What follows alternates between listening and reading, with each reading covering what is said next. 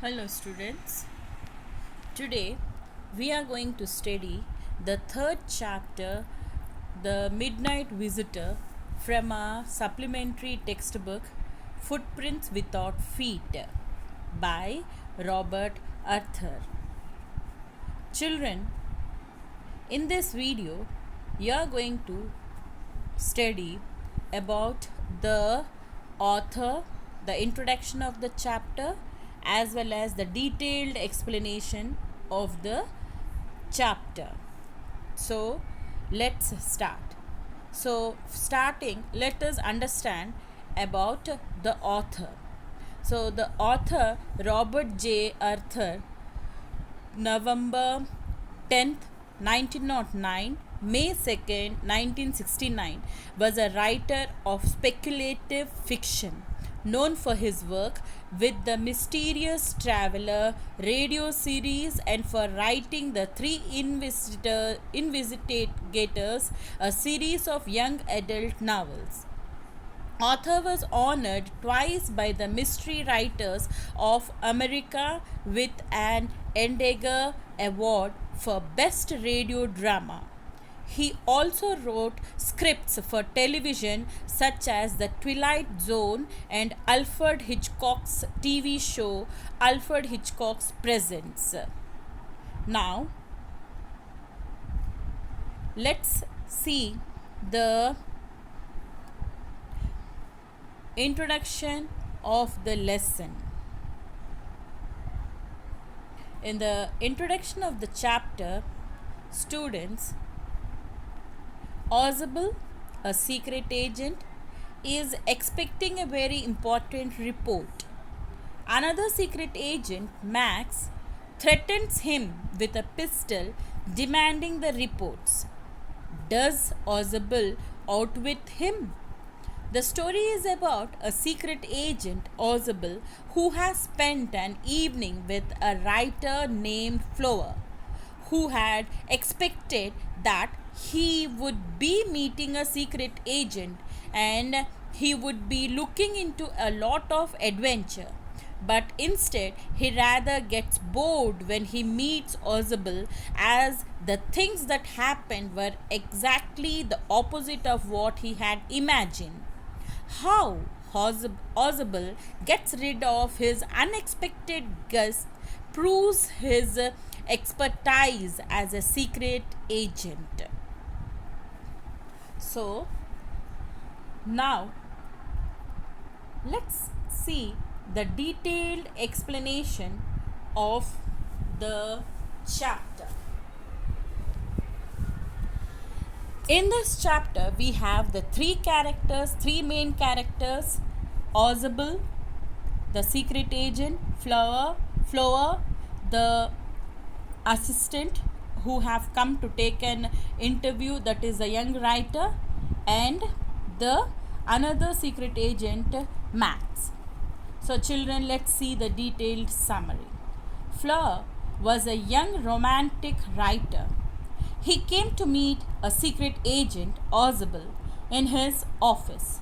Actually, he had come to gather necessary material for his book on secret agent. Like all people, Flower had also formed a quite romantic pictures of the secret agent as represented in books and films. Ozable didn't fit any description of a secret agent Flower had ever read or imagined. Flower felt let down. Ozable's office was in a small room on the sixth and the top floor. He was a slopy, fat man. He had an American accent. Ozable himself felt that Flower was disappointed after meeting him.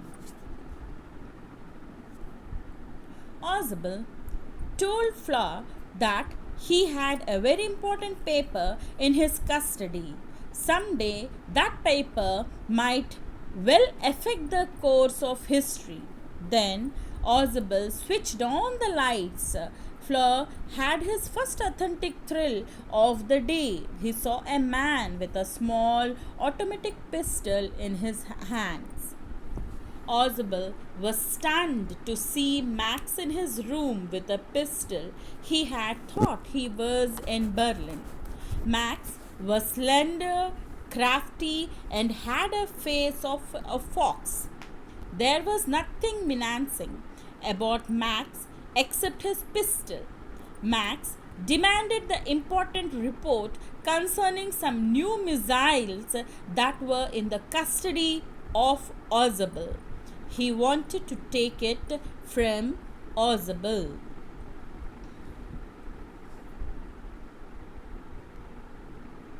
On the spur of the moment, Oswald cooked up a story. He told Fleur and Max that his balcony below the window had become a big nuisance. It was the second time in the month that somebody had got into his room from there. Max showed his ignorance about balcony and told that he entered through the pass key. Oswald told Max that the balcony actually belonged to the another apartment. It extended under his window. Max was standing erect not far from Oswald. He was waving his pistol with a commanding gesture. Soon he heard a knocking at the door. Oswald cooked up another story at once. He told Max that it should be the police. He had a very important paper with him. It needed a little extra protection. He had told the police to check on him to make sure that everything was all right. Fleur jumped aside. Max bit his lip nervously. Oswald threatened Max that the police would enter soon as the door was unlocked. They would not hesitate to shoot. Max was nervous. He asked Oswald to send the police away or he would not hesitate to shoot. The knocking at the door became louder. Max kept his body twisted and pointed his gun at Oswald and Fleur. He put another leg over the window sill. Then, in desperation, he jumped out. As he dropped, he screamed once shrilly. The door opened and a waiter stood there with a tray, a bottle, and 2 glasses. Actually, it was not the police, but it was the waiter from whom Oswald had already ordered. Fleur was still white-faced. He asked about the man who jumped out on the balcony. Oswald assured Fleur that Max was not returned as there was no balcony below the window. So children, I hope that you would have understood the chapter. When there was a knock at the door, it was a waiter who wanted to enter inside the room. So, thank you for watching the video. Be safe, stay at home.